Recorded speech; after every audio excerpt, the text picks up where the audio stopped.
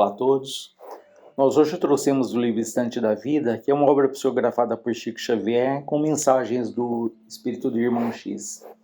E o capítulo 15 é um capítulo bastante interessante, que ele se chama O Compromisso, que ele trata do compromisso de um médium que do outro lado assume ali uma tarefa, se propõe a fazer uma tarefa aqui na Terra, e nós vamos perceber como foi isso ao longo da trajetória, ao longo da vida dele.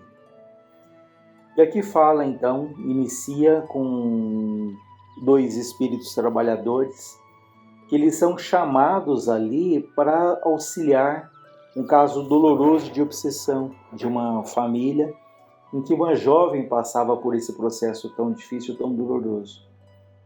E eles são informados que aqui na Terra havia um médium que poderia ajudá-los, que é o Alberto Nogueira, um médium que já tinha 36 anos. Mas antes de solicitar a ajuda desse médium que já estava aqui na Terra, para que ajudasse aquela moça ali com o processo obsessivo, eles do outro lado vão o quê? Consultar a ficha desse médium, verificar ali o prontuário. E eles encontram na ficha, no prontuário, uma carta que esse médium, Alberto Nogueira, havia redigido antes do renascimento dele, em que ele diz: Senhor Jesus, conheço a minha posição de espírito delinquente e por isso rogo vossa permissão para voltar ao campo terrestre de modo a resgatar as minhas faltas. Pequei contra as leis de Deus, ó divino tutor de nossas almas. Fomentei intrigas nas quais, amando meu, pereceram dezenas de criaturas. Destruí lares abusando da autoridade de que me assenhorei por atos de rapina. Perverti a inteligência patrocinando o furto e o crime, a espalhar a fome e o sofrimento entre os meus irmãos da humanidade. Concedei-me a volta ao corpo terrestre, Senhor, com os recursos necessários da provação depuradora. Quero que a lepra me desfigure a fim de que eu pague com lágrimas constantes as feridas que abri nos corações indefesos. Quero padecer o abandono dos entes mais queridos, para que eu possa aprender o quanto dói a deserção dos compromissos abraçados. Rogo, Senhor, se tanto for preciso, que eu passe pela extrema penúria, esmolando o pão que me alimente e a veste que agasalha as feridas que mereço. Se julgardes mais convenientes a minha depuração, dai-me a loucura ou a cegueira, para que eu possa espiar as minhas faltas, seja nas angústias do hospício ou nas meditações agoniadas da sombra. Compreendo a extensão dos meus débitos, e se considerardes que devo apagar-me num cérebro incapaz ou retardado, fazei-me essa concessão. Seja através de calvários morais ou pelos mais detestados tormentos físicos, valei-me, Senhor, e dai-me novo corpo na terra. Quero chorar, lavando com lágrimas de fogo as nódoas do meu passado e expor-me às mais duras humilhações a fim de regenerar a minha vida. Senhor, concedei-me as aflições de que me vejo necessitado. Anulai em mim qualquer possibilidade de reação. Fazei-me padecer, mas fazei-me viver novamente entre os homens. Quero corrigir-me, quero recomeçar. Bendito seja o vosso nome, Senhor. Bendita a vossa mão que me salva e me guia. E ali, por baixo do recolhimento comovedor, tinha ali a assinatura dele, do Alberto Nogueira. Nós vamos ver então o despacho, a resposta da autoridade superior ali que responde a esse requerimento do Alberto Nogueira. Vamos ver a resposta. O Senhor pede misericórdia, não sacrifício. O interessado, que é o Alberto Nogueira, resgatará os próprios débitos em uma vida normal, com as tarefas naturais de um lar humano e de uma família, em cujo seio encontrará os contratempos justos e educativos para qualquer criatura com necessidades de reequilíbrio e aprimoramento. Mas por mercê do Senhor, pela bondade de Deus, será médium espírita, com obrigação de dar pelo menos 8 horas de serviço gratuito por semana, em favor dos irmãos necessitados da terra, consolando-os e instruindo-os na condição de instrumento dos bons espíritos que operam a transformação do mundo em nome de nosso Senhor Jesus Cristo. Desse modo, assumirá compromisso aos 30 anos de idade na existência próxima. Praticará a mediunidade com o Evangelho de Jesus até os 60, quando se lhe encerrarão as oportunidades de trabalho e elevação, resgatando assim em atividade de amor os débitos que teria que fatalmente pagar através do sofrimento. Louvado seja o Senhor.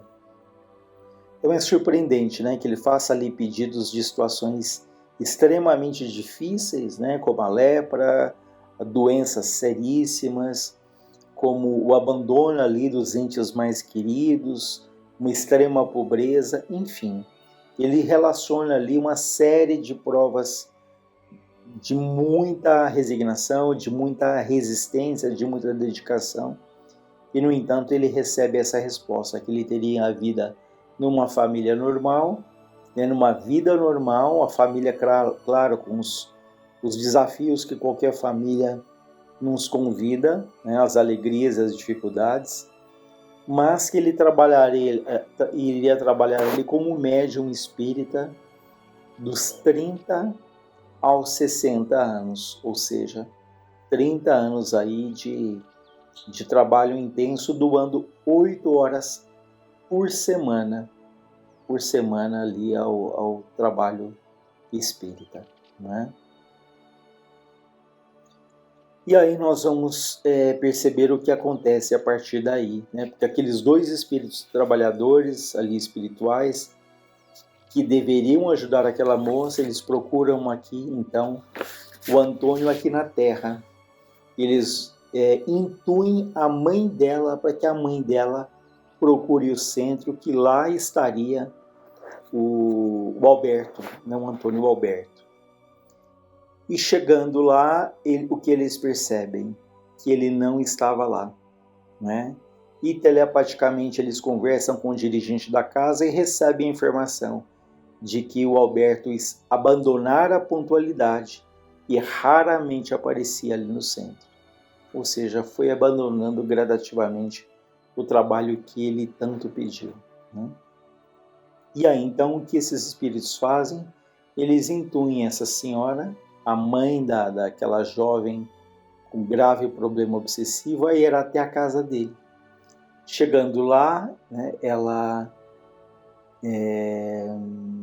solicita ali a ajuda dele e ele diz, antes diz que ela se humilhou, que ela pediu, que ela chorou, mas Alberto Nogueira respondeu inflexível: não, senhora, não posso ser útil. Realmente, por 2 longos anos, eu servi na condição de médium nas obras da caridade. Finalmente adoeci. Aliás, eu não sei se adoeci ou se me cansei. A senhora sabe, um homem que é pai de família como eu, com deveres enormes a cumprir, tem que zelar pela sua própria saúde. Preciso me defender. E porque a infortunada mãe insistisse atendendo aos rogos, rematou numa tirada humorística.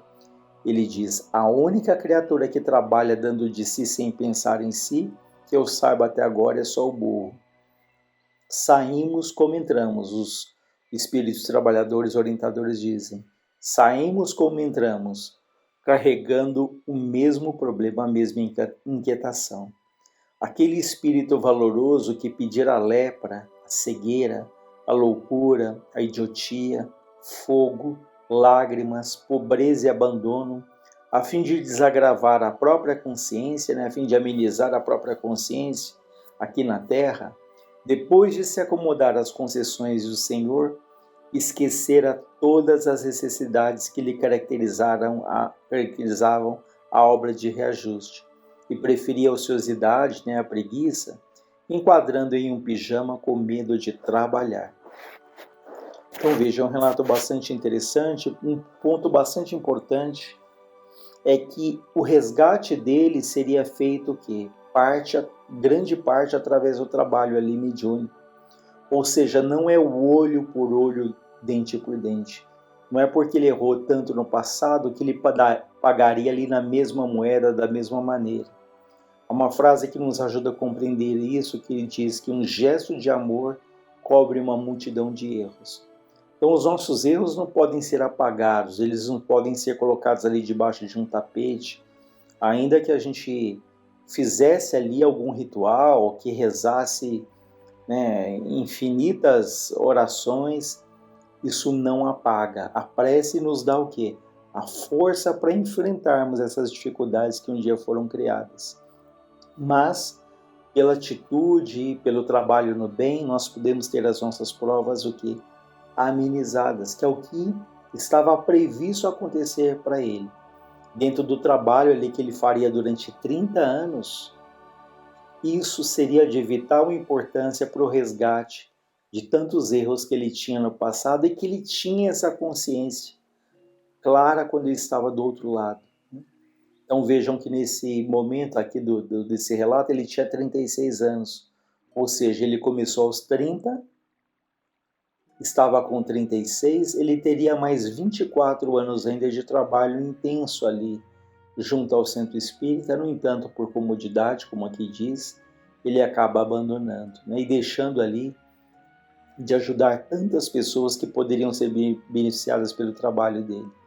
Mas ele que perde a oportunidade, porque a espiritualidade certamente providenciaria para que essa jovem pudesse ser ali atendida, pudesse ser ali auxiliada de uma outra maneira, através, de repente, de um outro médium, mas ele perde ali uma oportunidade valiosa.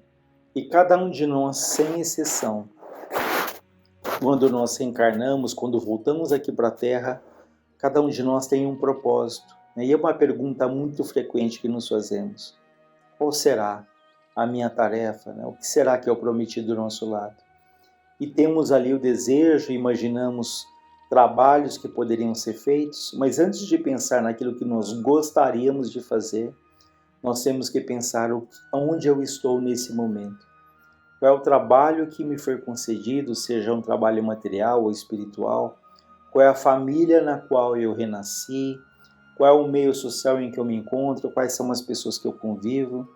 Enfim, ao invés de pensar naquilo que nós gostaríamos de fazer, pensarmos o que eu tenho feito com aquilo que já está nas minhas mãos, onde eu já me encontro, onde eu já estou.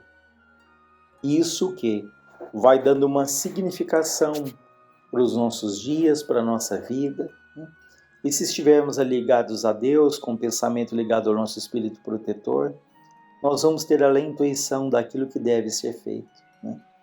Então, muito cuidado quando nós temos aí essa preguiça, esse desânimo, essa falta de vontade, porque quantas vezes isso ali se torna uma acomodação que paralisa, que neutraliza, que sufoca ali os ideais que a gente vem acalentando.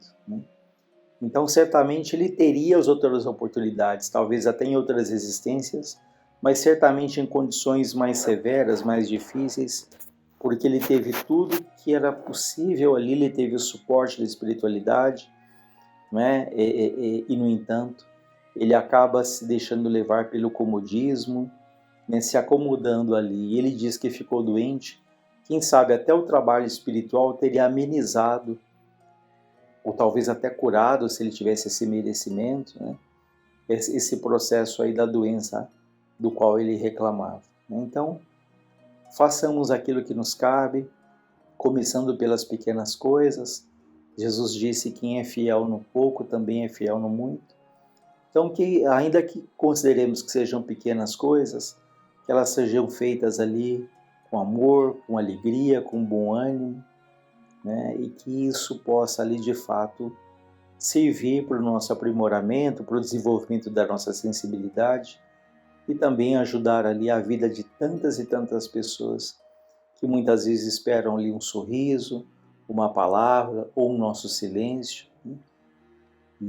Então fica aí esse convite e esse exemplo desse relato desse companheiro, para que nós, quando partirmos daqui, é claro que nós não somos perfeitos, é natural que na nossa partida nem tudo que foi combinado vai estar ali 100% feito, pronto, mas que a gente possa partir com a consciência tranquila de que nos esforçamos, de que fizemos aquilo que estava ali ao nosso alcance. Então fica aí para nossa reflexão, o nosso aprendizado, o exemplo desse companheiro que se chama Alberto Nogueira.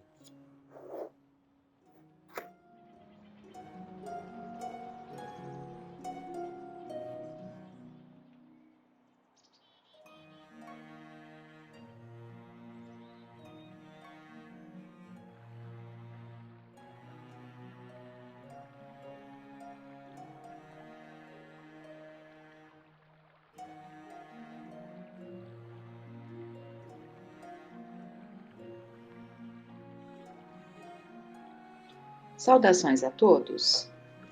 Vamos dar continuidade, então, às reflexões que temos buscado no livro Espelhos da Alma, uma jornada terapêutica, organizada pelo Núcleo de Estudos Psicológicos Joana de Ângeles. E nós vamos ver, então, requisitos para o autodescobrimento. Por quê? Nos últimos áudios, nós vimos, entre outras situações ilusórias que criamos, né, para acalmar as nossas angústias, os nossos desencantos, nós vimos a ilusão da imagem, da projeção da imagem, né, do sucesso, vimos a ilusão do ter e a ilusão do prazer, né? Tudo dentro do quadro das ilusões humanas que vamos criando. E justamente o processo de autodescobrimento é nos desvincularmos dessas ilusões, né? E observarmos tal qual somos, porque só assim nós encontraremos em nós os pontos positivos que devem ser valorizados, ao mesmo tempo que perceberemos aquilo que tem que ser trabalhado, né? Então, é muito importante que nos desvencilhemos das ilusões nas quais nos encontramos. Então, esta é a terapêutica, né, trazida por esses estudos psicológicos. Então, vamos agora ao item requisitos para o autodescobrimento.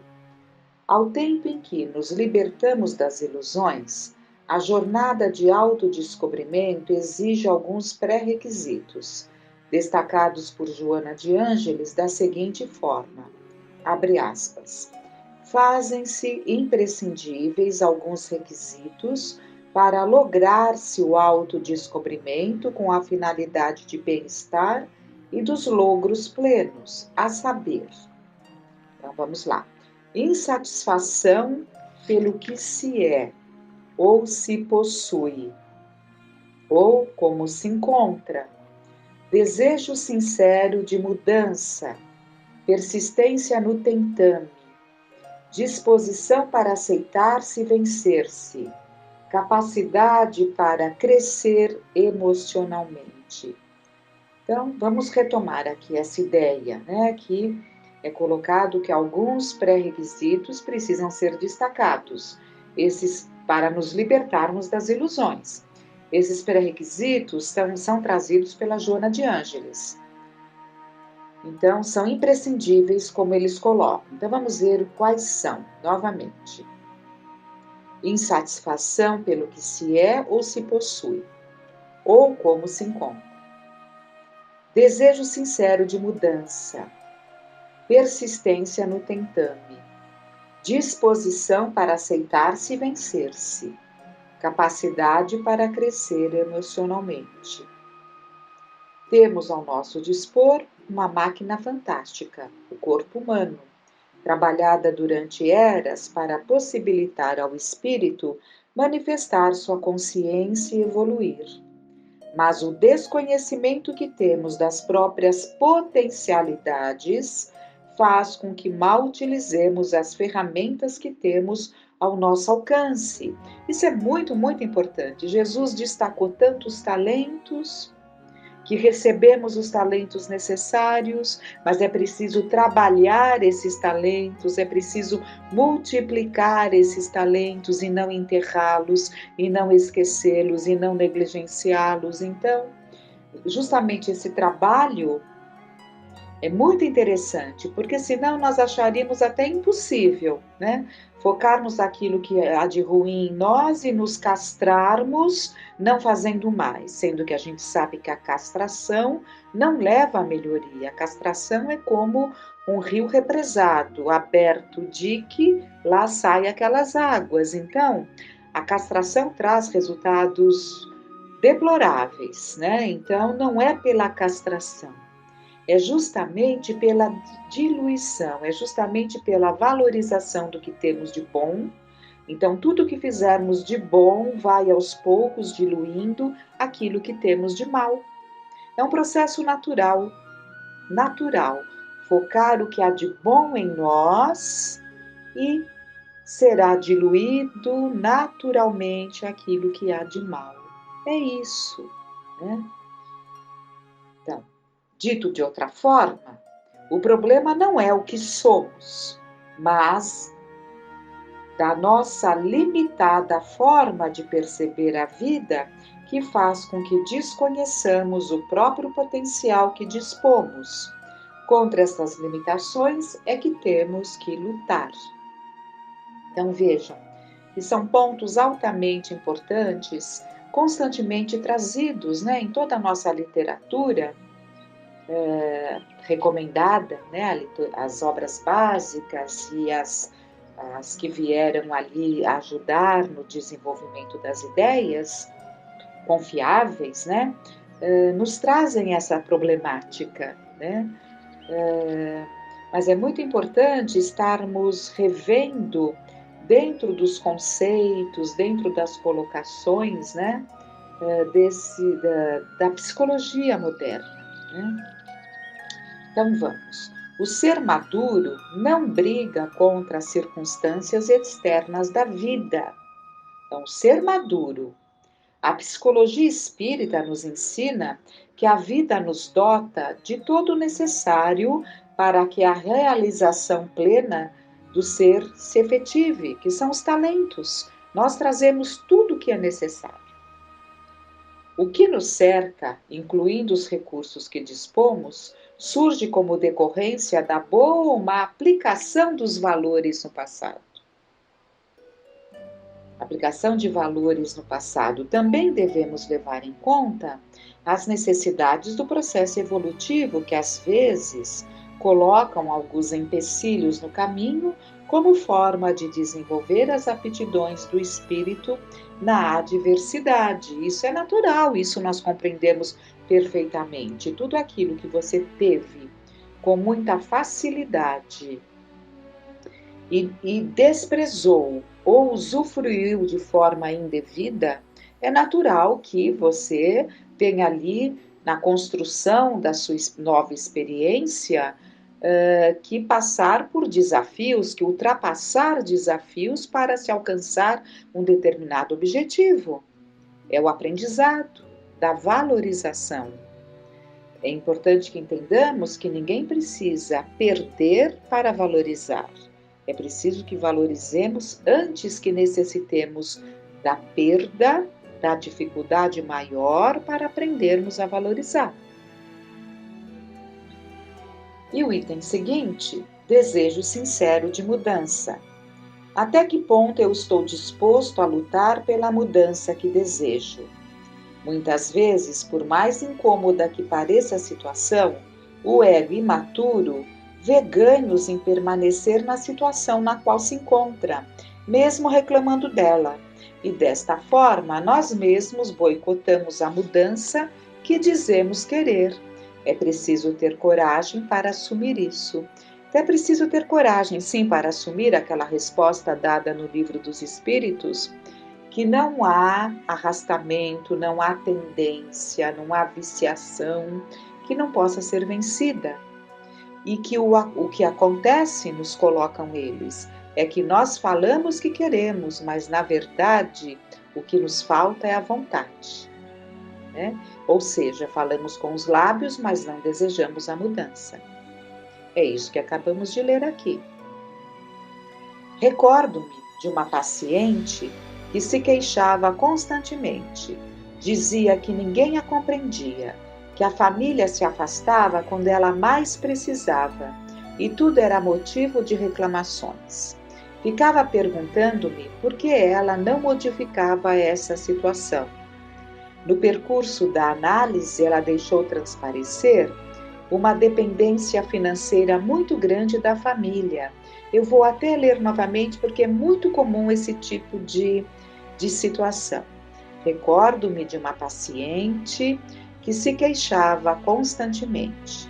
Dizia que ninguém a compreendia, que a família se afastava quando ela mais precisava e tudo era motivo de reclamações. Ficava perguntando-me por que ela não modificava essa situação. No percurso da análise, ela deixou transparecer uma dependência financeira muito grande da família e, por conta de escolher permanecer dependente, ao invés de se tornar autônoma e investir recursos para garantir o próprio sustento, pois para o ego era cômodo manter-se nesta condição, submetia-se a todo o restante e, mesmo se queixando, não empreendia esforços para a própria transformação. É isso, né? Alguns aspectos mascaram esse comportamento destrutivo, como a autodesvalorização, a autocondenação e outros primos perversos que estão muito próximos ao orgulho e à vaidade. Então, tudo aquilo que é a parentela do orgulho, da vaidade, né?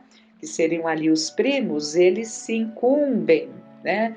De nos ajudar a mascarar esse comportamento destrutivo. Para Rollo May, abre aspas, a autocondenação, substituto de autovalorização, fornece ao indivíduo um método de evitar uma confrontação honesta e franca com seus problemas de isolamento e desvalorização. E inclina para uma pseudo e não verdadeira humildade de quem procura enfrentar sua situação com realismo e agir de modo construtivo, né? Então, essa autodestruição, essa autocondenação nós substituímos a autovalorização, que é o que deveríamos nos empenhar, né? Percebendo ali os nossos valores e fazendo com que eles floresçam, né? Nós acabamos nos trabalhando ali uma autocondenação, né? E por que isso? Como ele coloca, né? Esse Rollo May, ele coloca que é para evitarmos uma confrontação honesta e franca, né? O que queremos é adiar e nos escondermos. Esse é o ponto. Então, mantendo uma postura de falsa humildade, tenta fazer com que os outros estejam ao seu dispor e resolvam seus problemas, enquanto se nega a fazer o confronto que lhe cabe, permanecendo na ilusão do controle, né?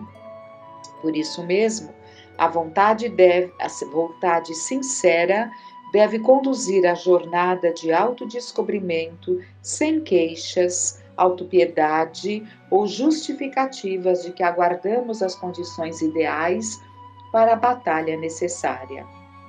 No caso da paciente, ela era refém da própria comodidade de ter alguém que a sustentasse, ficando maculado seu desejo de mudança, né? Ela não queria sair daquela zona de conforto, né? Sendo sustentada. Isso é muito comum. A gente observa claramente nas vivências, né, que nos são proporcionadas, pessoas que, quando vão receber uma alta, quando vão receber ali a possibilidade de uma diminuição da medicação para uma possível alta, né, já começam conscientemente, inconscientemente, né, enfim, num processo de defesa, né, a buscar ali situações que fazem com que haja ali uma nova queda, né? Uma piora.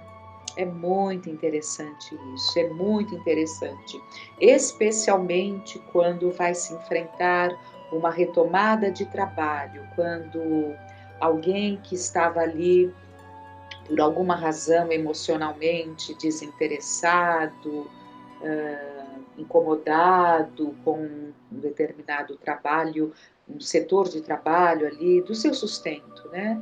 E quando vai terminando ali aquele período e já está apresentando melhoras, mas é um desejo de não voltar, é uma fraqueza de enfrentar novamente a situação, mesmo sabendo que houve todo um tratamento, mesmo sabendo que agora teria condições de voltar àquele trabalho, porque já estaria preparado para isso, mas acaba se fugindo muitas vezes por uma nova porta que abre, né? É o ser humano, então nós temos que estar atentos a isso. Temos que ser sinceros, ao menos conosco. Isso aqui. Temos que ser sinceros, ao menos conosco, para que essa atitude se incorpore ao nosso comportamento. A palavra sincera tem uma origem peculiar. Conforme alguns estudiosos da língua latina na Roma antiga, os patrícios costumavam ornamentar seus jardins com estátuas, esculturas, vasos e obras diversas, como sinal de status. Os artesãos, que eram muito requisitados, às vezes colocavam cera para mascarar pequenos defeitos das peças que eram vendidas desta forma. Mas, como a cera ficava vulnerável ao calor, as obras logo evidenciavam suas imperfeições, que estavam apenas mascaradas. Cientes disso, os compradores faziam a seguinte recomendação ao encomendar suas peças: sine cera, quer dizer, sem cera. Também os vendedores de mel utilizavam-se do artifício de misturar cera para fazer render o seu produto. O mel sem cera, portanto, era de superior qualidade. Daí se origina a palavra sincera. Então vem interessante essa curiosidade, né? Vem de sine cera, sem cera, que originou a palavra sincera. A sinceridade, enquanto virtude necessária ao autodescobrimento, promove uma avaliação honesta e sem desculpas do nosso estado atual. Devemos perguntar a nós mesmos: tenho o costume de colocar cera em aspectos do meu comportamento que desejo esconder? O que acredito que precisa ser mascarado em minha forma de ser? Muito interessante essa leitura, essa colocação da cera, né? No Evangelho segundo o Espiritismo, nós temos lá o verniz, né? Nos envernizamos para disfarçar as imperfeições. Então, o que acredito que precisa ser mascarado em minha forma de ser? Somos convidados a avaliar nossas imperfeições de forma sincera, pois somente assim poderemos canalizar energia na transformação. Necessitamos vasculhar a nossa totalidade, onde nem sempre encontramos o que desejávamos encontrar.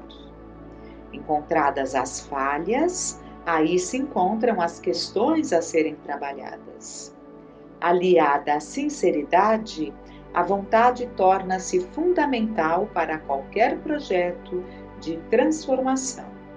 Joana de Ângeles chama a atenção que, abre aspas, inicialmente torna-se indispensável querer se exercitar à vontade em vez de refugiar-se em mecanismos conflitivos comodistas por meio dos quais se justifica não possuir vontade suficiente para serem alcançados os objetivos que se gostaria de atingir. Fecha aspas. Para poder mudar os condicionamentos que fixamos na personalidade, muitos deles doentios, é necessário uma grande dose de energia. Então não resta dúvida que nós temos que buscar em nós essa energia. Mas se nós pararmos para pensar, nós já despendemos tanta energia dando vazão e acomodados nessa nossa maneira de ser, né? Sem esse uso da sinceridade em relação ao que somos, despende-se muita energia para manter-se essa inverdade em relação a nós mesmos, enganando-nos a nós mesmos e também sofrendo as consequências de tudo isso, porque isso nos leva a uma série de atitudes, de comportamentos, né, de pensamentos, que enfim, tudo colabora para que vivamos situações dolorosas, delicadas, né? Então, há muito dispêndio de energia.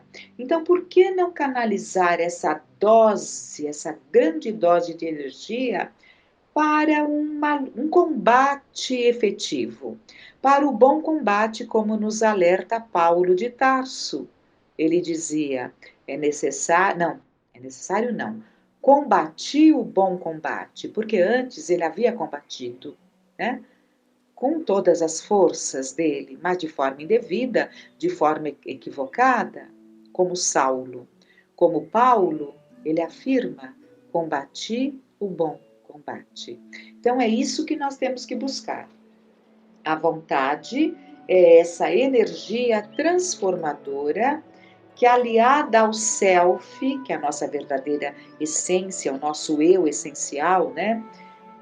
Que aliada ao self, faz com que se renovem as paisagens da psique. A conquista da maturidade faz com que saiamos dos desejos, presididos pelas ilusões, e nos adentremos pela vontade transformadora, guiada pela alma. Então, precisamos sair, né, dos desejos que são presididos por essas tantas ilusões que criamos, para adentrarmos a vontade transformadora guiada pela alma, pelo nosso eu, né? Pela nossa essência. É isso. Né? Então, que fiquemos com essas reflexões e que fiquemos em paz.